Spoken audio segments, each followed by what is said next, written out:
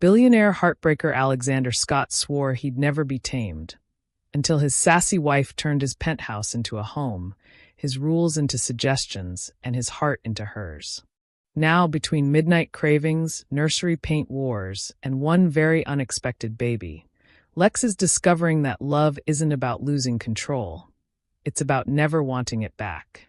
It happened on a Tuesday. Not a Saturday with wine and candlelight, not a holiday with romance baked into the atmosphere. Just a quiet, ordinary Tuesday. Lex had come home from a long board meeting, the kind where too many people said too little for far too long. He loosened his tie as he stepped into the penthouse, the faint scent of espresso and cinnamon meeting him in the foyer. Sam was in the bedroom, not expecting him yet. She'd just showered, and instead of her usual pajamas, she wore one of his crisp white dress shirts, sleeves rolled to her elbows, hem brushing the tops of her thighs. She was stretched out across the bed, flipping lazily through a magazine. Her damp hair spilled over her shoulder, catching the warm lamplight. Lex stopped in the doorway.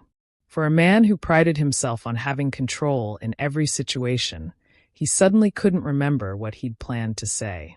"Did you raid my closet?" he asked finally, voice lower than intended. She didn't look up right away. "Your shirt was cleaner than mine. And softer." He took a slow step inside. "I don't think that's how this marriage works." Sam finally glanced at him, her expression unreadable, but her eyes sharper than he could handle. "What's the rule again?" "Oh, right. I don't follow rules I didn't agree to." Lex moved closer, the tie now hanging loose around his neck. "That line's getting old. Then maybe you should do something about it." There was a heartbeat of silence. Then another. Lex leaned in and kissed her. Not the quick, teasing kind they'd exchanged before. This was slower, deeper, and somewhere in the middle of it, he felt his usual shield sliding down without a fight. She kissed him back, not like someone playing a game, but like she knew this was a turning point, and she was perfectly fine with it. Clothes were discarded in a trail from the edge of the bed to the center. The air between them shifted from playful to something entirely more dangerous. Lex wasn't the man who took. He was the man who led. But tonight, he found himself listening to her cues, reading her breaths, letting her set the rhythm. There was no rush, no smug smirk, just hands, heat, and the soft sound of her laughter turning into something breathless. Hours later, Lex lay on his back, staring at the ceiling with a faintly dazed expression. Sam was curled beside him, head on his shoulder, tracing lazy circles on his chest. "You're quiet," she murmured. "I'm thinking," he said. "Dangerous habit." He turned his head to look at her. "I'm thinking this is the first time I've been with someone and didn't care about winning." Sam smiled against his skin. "You finally figured out it's not a competition." He huffed a laugh. "Don't push it." The next morning, Lex woke earlier than usual, the room still dim. Sam was beside him, hair tousled, breathing slow. He slipped out of bed quietly and went to the kitchen. 10 minutes later, he returned with 2 mugs of coffee, setting one on the nightstand by her side. Her eyes opened just enough to see him. "Look at you, being all considerate." "Don't get used to it," he said, climbing back into bed. She smirked. Too late. And just like that, Tuesday stopped feeling ordinary. It started subtly. The morning after, Sam came into the dining area expecting the usual. Lex at the head of the table, scrolling through emails, sipping his coffee like a man running the free world and acknowledging her with a distracted nod at best. Instead, he stood when she walked in. "You look," he started, eyes flicking briefly over her oversized sweater and leggings. "Comfortable." "Wow," Sam deadpanned. "Is that your idea of flattery?" "Progress," he said with a smirk, pulling out her chair. She narrowed her eyes at the gesture. "All right, what's your angle?" "No angle." He sat back down, reaching for the French press. "I thought you might like me to behave like a gentleman for once. That implies you think you haven't been one before." "I'm improving," he said simply, pouring her coffee before topping off his own. Sam studied him over the rim of her mug. Still suspicious. Over the next few days, the changes continued. Lex opened doors for her. He carried her bags from the grocery store without being asked. He even let her pick the music during a car ride, and didn't complain when she chose a playlist called Sassy Girl Energy. On Friday evening, they went to dinner at a small Italian place she liked. The host instinctively turned to lead them toward a shadowy booth in the back, the kind Lex usually preferred for privacy. But Lex glanced at Sam, then said, "We'll take that table by the window." Sam's brows lifted. "Since when do you like sitting in public view?" "I don't," he said, pulling out her chair again. "But you do." She tried to hide the smile tugging at her lips. "Careful. Keep this up and people will start thinking you're actually nice." The following Tuesday morning, Sam opened the fridge and stopped in her tracks. "Lex," she called, voice edged with disbelief. He appeared in the doorway, tie half nodded. "What?" She pointed. "Where's your mountain of Greek yogurt?" "I replaced it," he said casually, walking past her to grab a bottle of water. "With vanilla bean." "My vanilla bean." He shrugged. "It's not bad." She stared at him like he'd just offered to give away his company. "You hate vanilla bean." "I don't hate it." He paused, glancing sideways at her. "Besides, it's your favorite." Sam blinked at him, momentarily at a loss for words. "Lex Scott, if I didn't know any better, I'd think you were trying to impress me." "I don't have to try," he said with a faint smirk, then walked out of the kitchen before she could respond. That weekend, Loretta invited them for dinner. Sam noticed Loretta's sharp eyes scanning the small, ordinary courtesies Lex was offering. The way he served Sam first, the way he leaned in when she spoke, the fact that he actually laughed at her jokes instead of giving his usual half-smile. When Sam excused herself to take a phone call, Loretta leaned across the table toward her son. "Who are you, and what have you done with Alexander?" Lex sipped his wine. "Maybe I'm evolving." Loretta's smile was slow and knowing. "Maybe you're falling in love." Lex didn't answer, but his gaze wandered to the kitchen doorway, where Sam's voice floated in, warm and bright. The rain was steady that night, tapping against the tall glass windows of the penthouse like 1,000 tiny fingers. The city outside was muted in silver and gold, its usual energy softened by the weather. Sam was curled into the corner of the couch, blanket wrapped around her legs, reading a novel she'd picked up weeks ago and hadn't had time to touch until now. A half-finished cup of chamomile tea sat on the coffee table beside her. Lex was in his armchair across from her, reviewing a set of quarterly reports on his tablet. Normally, he'd be fully absorbed in them, fingers flicking across the screen, mind ticking through numbers and strategies. But tonight, he kept glancing at her. The way she absent-mindedly tugged the blanket higher, the way her lips moved slightly when she read a particularly good line. Finally, he set the tablet aside. "What's your dream?" he asked suddenly. Sam looked up, blinking. "My dream?" "Yes," he said, leaning forward, elbows on his knees. "The thing you'd do if you could have anything you wanted, if money, time, none of it was a limitation." She tilted her head. "This is a new question from you." "I'm full of surprises." Sam closed the book, setting it down carefully. "I'd open my own cafe. Not just a hole-in-the-wall coffee shop, a real space. Warm, inviting. Comfortable chairs that don't match, shelves with books and board games, music that makes people want to stay. It would have a little reading nook in the corner and a bakery case full of pastries I've picked out myself." Lex's mouth curved. "And why haven't you done it?" She gave him a look. "Because it costs money. And unless you've somehow missed the power dynamic here, I'm not the billionaire in this marriage." "I'm aware." His tone was dry, but his eyes stayed on her. "And if you had the money?" She shrugged. "I'd still be scared to take the risk. Running a business is a lot. I've seen it chew people up." "That's fear talking," Lex said. "That's reality talking," she countered. For a moment, he didn't say anything. The rain filled the silence. Then he stood and crossed to her, sitting on the couch so they were facing each other. "If you wanted to do this," he said, "I could make it happen. Not just write you a check, I mean actually help you build it. Find the space, hire the right people, make sure you don't have to deal with the nightmare parts alone." Sam's eyes narrowed slightly. "You're serious?" "Deadly." She studied him, trying to gauge if this was one of his grand gestures for the sake of looking magnanimous. But there was no smugness in his face. Just intent. "Why?" she asked softly. "Because it's yours," he said simply.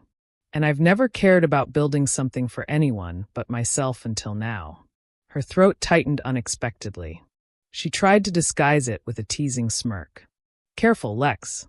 That almost sounded romantic."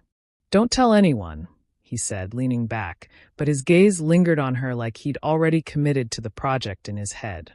The first sign that Lex had taken her dream cafe confession seriously came 2 weeks later. Sam walked into the kitchen one morning, still half asleep, to find a thick leather-bound folder sitting on the counter. The words Cafe Brooks, business plan were embossed in gold on the cover. She opened it and nearly dropped her coffee. Inside were detailed budgets, location options, interior concept sketches, and supplier proposals. Tucked into the back pocket was a handwritten note. "Let's make it happen. L." She looked up to find him leaning casually in the doorway, tie still untied from his morning routine, watching her reaction. "You weren't kidding," she said slowly. "About which part?" "Apparently any of it." He shrugged, but there was the faintest glint of pride in his eyes. "I don't make empty offers, Sam. If we're doing this, we're doing it right." It turned out, doing it right meant touring half of Manhattan's available commercial spaces.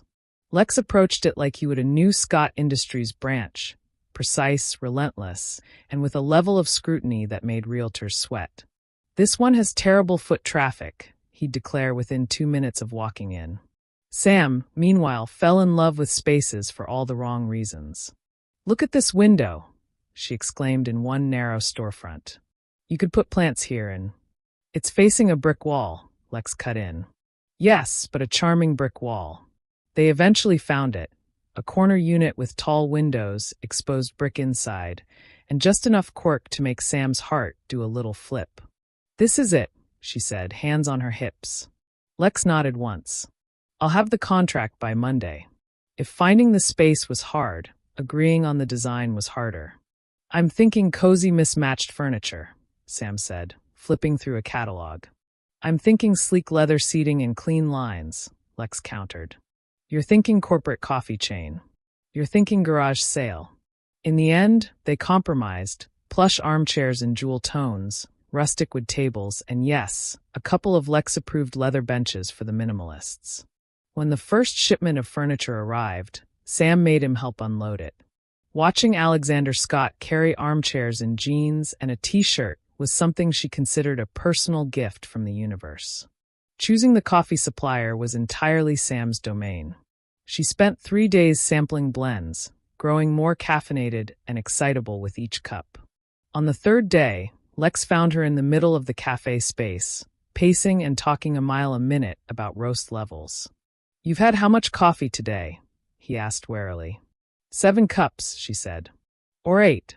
But I think I've cracked the perfect medium roast ratio." He took the tasting mug gently from her hands. "You're cut off."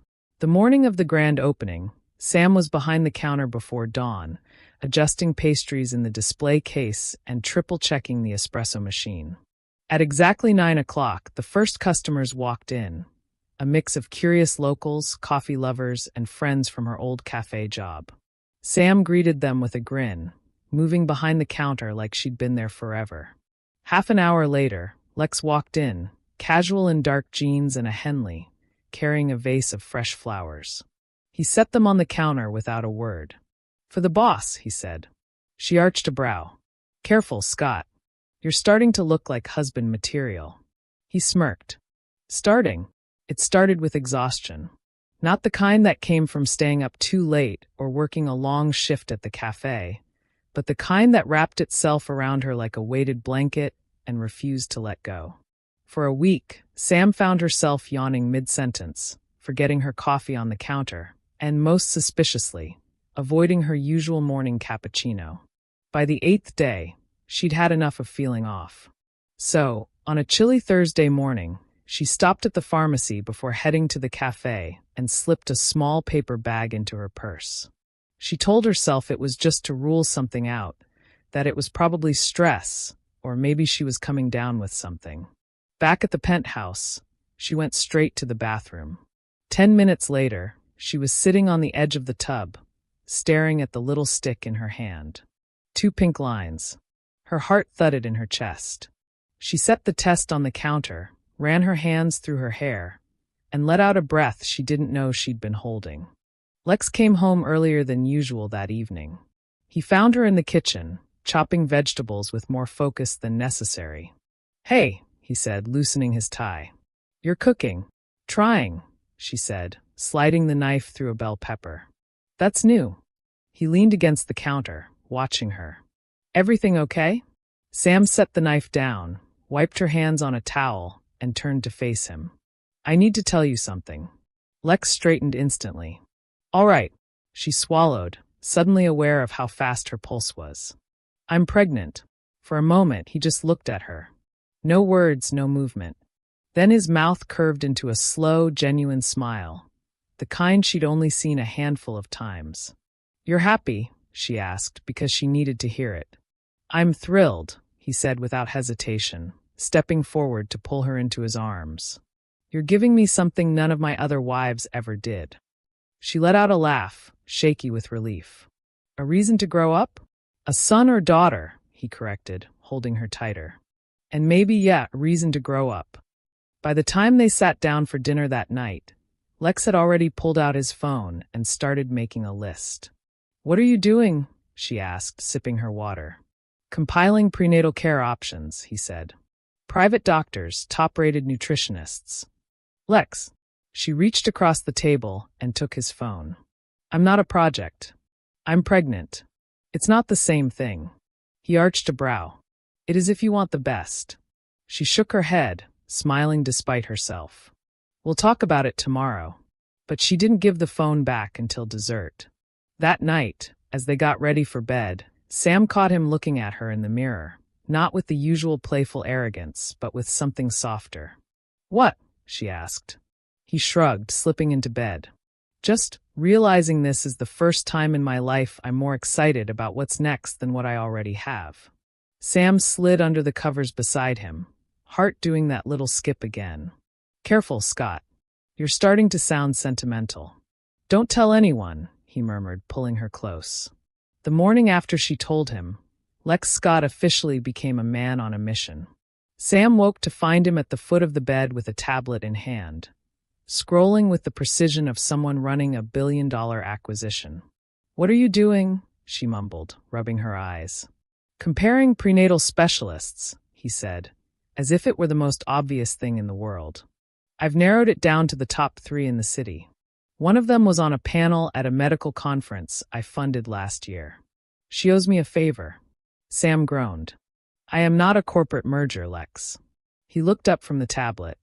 "You're more important than a corporate merger. This is my child we're talking about." "Our child," she corrected, sliding out of bed. "And I think we'll survive with a normal doctor, thanks." Lex made a noise like she'd just suggested hiring an amateur pilot for his private jet. 2 days later, Sam came home from the cafe to find a tall man in a white chef's coat unpacking groceries in the kitchen. "This is Henri," Lex announced proudly. "He's a prenatal nutrition expert." Henri nodded politely. "We will be creating meals that optimize your energy levels, support the baby's development, and—" Sam held up a hand. "Hold on. You hired me a personal chef."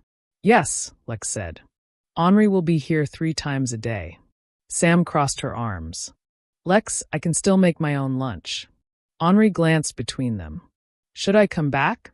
"Yes," Sam said. "No," Lex said. They stared at each other until Sam sighed. "Fine, but I'm still eating pancakes when I want to." The next week, a delivery truck arrived at the cafe with a massive box addressed to her. Inside was an overstuffed reclining chair upholstered in buttery leather. Sam called Lex immediately. "You sent me a lazy boy." "You're pregnant," he replied. "You shouldn't be on your feet all day. Put it in the back room." "Lex, it's the size of a small car." "You'll thank me." She hung up on him. But later, during her lunch break, she sat in the chair with her feet up and a cappuccino in hand, and she had to admit, it was glorious. Sam quickly discovered that pregnancy came with a hidden perk: veto power. One evening, Lex came home with tickets to a black-tie charity gala. "You'll need to wear the navy dress," he said. "I veto this plan," she replied without looking up from her magazine. "You can't veto charity." "I can veto being trapped at a table for 3 hours making small talk with people who use the word synergy unironically." Lex's jaw tightened, but in the end, they stayed home and ordered Thai food. When it came to the nursery, Sam insisted on being involved. "I want to paint it," she said one Saturday morning. "I can hire someone," Lex replied. "I said I want to paint it." An hour later, Lex was in overalls, a paint roller in hand, looking like he'd been tricked into manual labor for the first time in his life. Sam, standing on a step stool, grinned down at him. "You'd make a great handyman," she teased. "I'm a billionaire," he reminded her. "And yet here you are." That night, as they stood in the doorway of the freshly painted room, soft sage-green walls, white trim, sunlight spilling in, Lex slid an arm around her waist. "It's going to be perfect," he said quietly. Sam rested her head against his shoulder. "It already is." The morning Samuel Alexander Scott decided to arrive, the city was wrapped in the soft gold light of early spring. Sam's first contraction hit just after breakfast. She was standing in the kitchen, halfway through buttering a piece of toast, when she froze and gripped the counter. Lex looked up from his coffee instantly. "What is it? Are you okay?" She exhaled slowly. "I think we're about to have a baby." Lex was on his feet before she'd finished the sentence. "All right. Bags.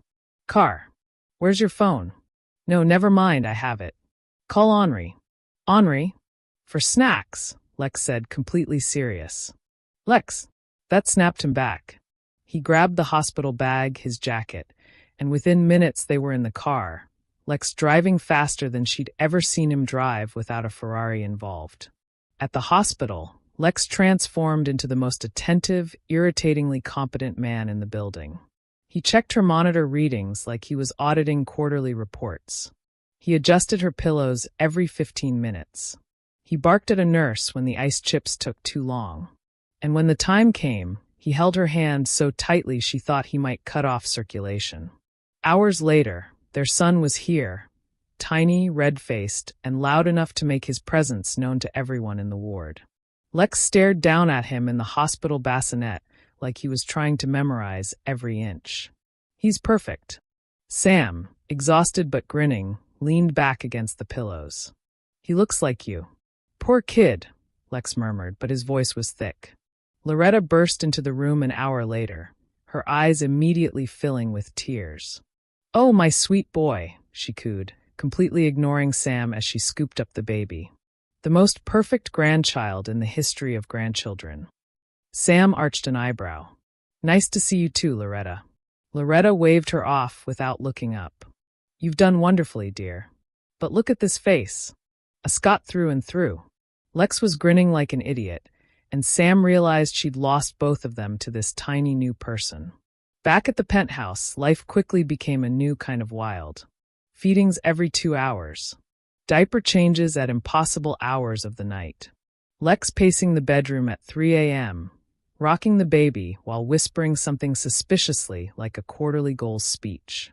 One night, Sam woke to find him sitting in the nursery, wearing sweats and a t-shirt, the baby bundled in his arms. "You should be sleeping," she whispered from the doorway. "I don't want to miss anything," he said quietly, eyes still on their son. Sam leaned against the doorframe, her heart squeezing in a way she hadn't expected. This arrogant, impossible man, the one who once prided himself on never being tied down, was now sitting in a darkened nursery, unwilling to put his baby down. A week later, they finally had a quiet evening. The baby was asleep, the penthouse was silent, and they collapsed together on the couch. Lex took her hand, thumb brushing her knuckles. "You gave me a family," he said simply. "And I never thought I wanted one until you." Sam smiled softly. "Told you I'd tame you." He shook his head. "You didn't tame me. You made me better." And for once, Alexander Scott didn't feel the need to add anything else, because in that moment, he had everything. We have come to the end of the story. I hope you enjoyed it. Leave a like and subscribe to my YouTube channel for more interesting